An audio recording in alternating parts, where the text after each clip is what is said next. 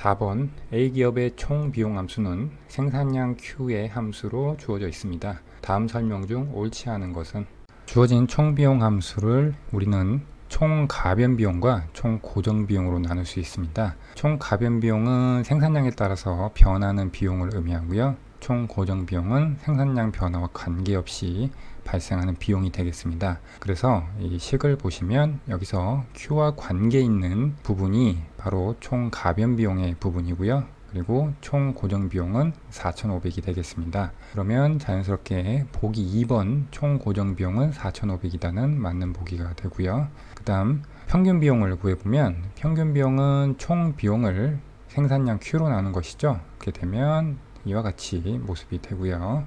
이것은 보기 4번과 관련이 있는데 4번은 지금 이 식만 가지고는 판단할 수 없으니까 일단 평균 가변 비용과 한계 비용을 구한 다음에 차근차근 살펴보도록 하겠습니다. 평균 가변 비용은 총 가변 비용을 생산량 Q로 나눈 것이죠. 총 가변 비용이 아까 총 비용에서 이 부분이었죠. Q와 관계 있는 부분이었기 때문에 얘를 Q에 대해서 나눠주면 20Q-15가 되고요. 그리고 평균 고정 비용은 표시는 안 했지만 평균 고정 비용은 이 부분이 되겠죠. Q분의 4,500이 되겠고요. 그 다음에 한계 비용은 총 비용을 생산량 Q에 대해서 미분한 값이 되겠습니다. 그래서 이것을 미분하면 40Q-15가 되고요.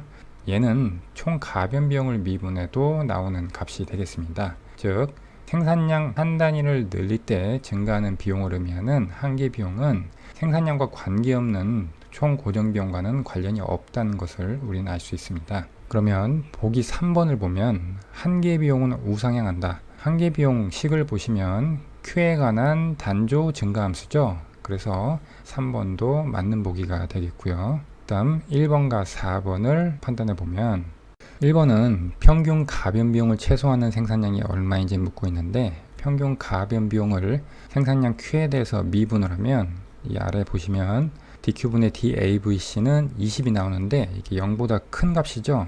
이것을 0으로 만드는 Q값이 평균 가변 비용을 최소화하는 생산량일 텐데 지금 여기는 상수가 나와버리니까 Q가 증가함에 따라서 계속 증가하는 모습을 가짐을 알 수가 있습니다. 그래서 평균 가변 비용이 최소화되는 생산량은 생산을 하나도 하지 않은 때인 Q가 제로인 경우가 되겠습니다. 그래서 1번은 틀린 보기가 되겠고요.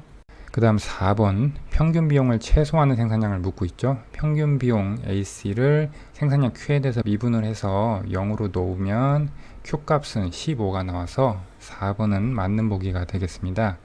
따라서 이 문제는 1번이 답이 되겠습니다.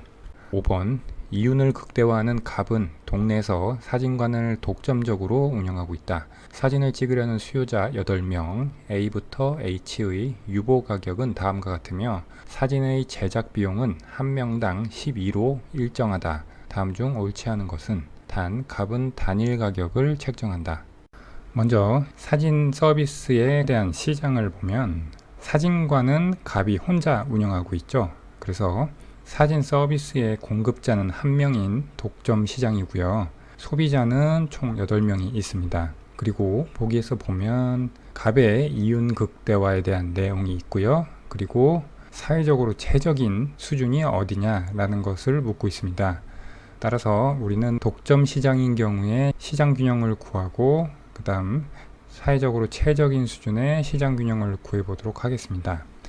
독점 시장에서는 한계 수입과 한계 비용이 일치하는 수준에서 독점 기업이 이윤 극대화를 합니다. 문제에서 사진의 제작 비용이 한 명당 12로 일정하다고 했으니까 한계 비용은 12가 되고요. 그리고 한계 비용이 일정하니까 평균 비용 역시 12로 일정하게 됩니다. 그 다음 한계 수입을 구해야 되는데 문제에서는 각 수요자에 대한 유보 가격이 주어져 있습니다. 여기서 유보 가격이라고 하는 것은 소비자가 어떤 재화에 대해서 지불할 용의가 있는 최대 가격을 의미합니다. 보통 수요 곡선이 우하향하지 않습니까? 수요자들의 유보 가격을 보면 A가 가장 높고 H로 가면서 4만큼씩 낮아짐을 알 수가 있습니다. 만약 갑이 사진 서비스 수량을 하나만 공급한다면 가장 높은 유보 가격을 가진 수요자 A가 소비할 가능성이 크겠죠. 이제 우리는 한계 수입을 구하기 위해서 각 수요자별로 유보 가격의 정보를 이용해서 사진 서비스 시장에 수요 함수를 도출해야 됩니다.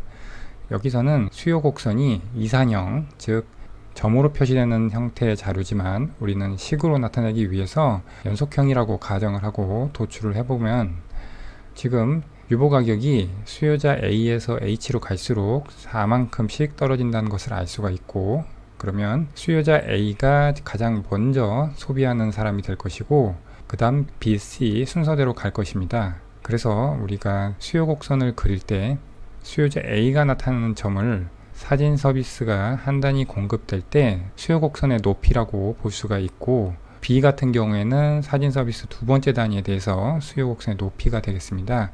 그러면 기울기는 마이너스 4가 되고요. Y절편은 54인 직선이 도출됩니다. 수요 곡선이 직선이니까 한계 수익 곡선은 수요 곡선의 기울기를 2배를 해주면 되겠죠. 그래서 한계 수입은 이와 같이 되고요.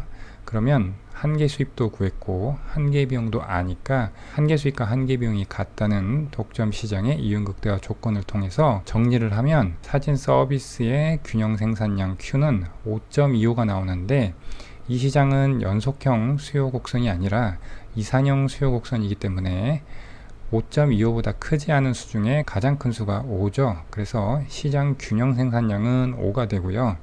시장 균형 가격은 이 5를 수요 곡선에 대입을 하면 34가 나옵니다. 그러면 여기까지 해서 보기를 고를 수 있는 걸 보면 1번 갑은 5명까지 사진을 제작한다. Q가 5죠. 맞는 보기고요. 그 다음 3번 이윤을 극대화하기 위해 갑이 책정하는 가격은 34가 나왔습니다. 그 다음 4번인데 갑이 이윤을 극대화할 때 소비자 잉여를 묻고 있습니다. 소비자 잉여라고 하는 것은 소비자가 지불할 용의가 있는 최대 가격에서 실제 지불한 가격을 뺀 것을 다 더한 것이 되겠죠. 그래서 식으로 소비자 잉여를 나타내면 A부터 E까지 5명이 소비를 하게 되니까 I가 1부터 5까지 있다고 할 때 여기서 1번은 A에 해당하고 순서대로 B, C, D, E 해서 5명에 대한 것을 나타내는 첨자가 되겠습니다. 그래서 유보가격 1은 A의 유보가격 50이고 2는 46 이런 식으로 나타낸다고 생각하시면 되겠습니다. 거기서 시장 가격 34를 뺀 것을 각 수요자별로 계산을 해서 더해주면 이와 같은 값으로 해서 40이 나옵니다. 그런데 4번에서는 45라고 했으니까 이 부분이 틀렸네요. 그 다음 2번 8명의 사진을 제작하는 것이 사회적으로 최적이다. 사회적 최적 수준은 이 시장이 독점 시장이 아니라 완전 경쟁 시장이라고 가정을 하고 균형을 구하면 되겠습니다. 완전 경쟁 시장에서 기업은 가격 수용자로서 시장 가격을 그대로 받아들이게 되고 그것과 한계 비용이 일치하는 수준에서 생산량을 결정하게 되는데, 따라서 P는 이 위에 있는 이 수요 곡선을 그대로 가져오면 되고요. MC는 12죠. 이것을 정리하면 시장 균형 생산량은 10.5가 되는데 이 시장에는 수요자가 8명까지 밖에 없으니까 실제 균형 생산량은 8이 되겠습니다. 그래서 보기 2번도 맞는 보기가 되겠습니다. 따라서 5번의 답은 4번이 되겠습니다. 6번 노동을 수요 독점하고 있는 A기업의 노동의 한계 생산물 가치 VMPL은 38-4L이고 노동 공급 곡선은 W는 2 플러스 L이다. A기업의 이윤을 극대화하기 위한 임금은 단 생산물 시장은 완전 경쟁적이며 A기업은 생산 요소로 노동만 사용하고 L은 노동, W는 임금이다. 이 문제는 생산물 시장은 완전 경쟁적인데 생산 요소 시장이 수요 독점 시장일 때 기업의 이윤 극대화를 구하는 문제입니다. 이 시장에서의 이윤 극대화 조건은 노동의 한계 생산물 가치가 노동의 한계 요소 비용과 같아지는 조건이 되겠습니다. 이것은 이 아래를 보시면 먼저 한계 수입 생산 MRP라는 개념이 있는데요. 이것은 생산 요소를 한 단위 추가적으로 고용할 때 총 수입의 증가분을 의미합니다. 얘는 식으로 나타내면 생산 요소의 한계 생산에 추가적 생산물에 대한 한계 수입을 의미합니다. 그런데 이 문제에서는 생산물 시장이 완전 경쟁 시장이기 때문에 여기서의 한계 수입이 가격 P와 같게 됩니다. 그래서 한계 수입 생산을 한계 생산물 가치 VMPL로 표시를 할 수가 있습니다.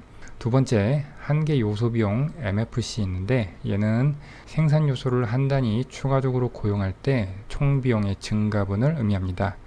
이것은 생산 요소의 한계 생산에 추가적 생산물에 대한 한계 비용을 의미합니다. 그래서 기업 입장에서 한계 수입 생산과 한계 요소 비용이 주어졌을 때 이윤극대와 노동 고용량을 구하면 MRP와 MFC가 같은 조건이 되겠고요. 얘는 이 풀어진 식으로 다시 등호를 나타내면 이와 같이 되고요. 여기서 완전 경쟁 시장이라면 한계 수입 MR이 가격 P를 의미한다고 그랬죠. 여기서 좌변이 노동의 한계 생산물 가치 VMPL이고 우변은 MFC가 되겠습니다. 이것이 의미하는 것을 따져보면 지금 좌변과 우변이 모두 노동의 한계 생산을 포함하고 있죠. 얘를 약분을 해주면 이 맨 위에 첫 줄은 한계 수입과 한계 비용으로 정리가 되고요. 두 번째는 가격 P는 MC로 정리가 됩니다. 이것은 여러분들이 생산요소 시장이 아니라 생산물 시장의 시장 조직 이론을 배울 때 독점 시장에서 독점 기업의 이윤극대화 조건인 한계 수익과 한계 비용이 같다는 조건, 그리고 완전 경쟁 시장에서 기업의 이윤극대화 조건인 가격이 한계 비용과 같다는 조건이 됨을 알 수가 있습니다. 이제 여기서 구한 식을 가지고 문제에 적용을 해보면 노동의 한계 생산물 가치는 그대로 가져왔고요. 그리고 노동 공급 곡선이 주어져 있는데 이 노동 공급 곡선이라고 하는 것은 기업 입장에서는 평균적으로 제공해야 되는 근로자 한 단위당 임금이 됩니다. 그래서 평균 요소 비용의 의미가 되고요.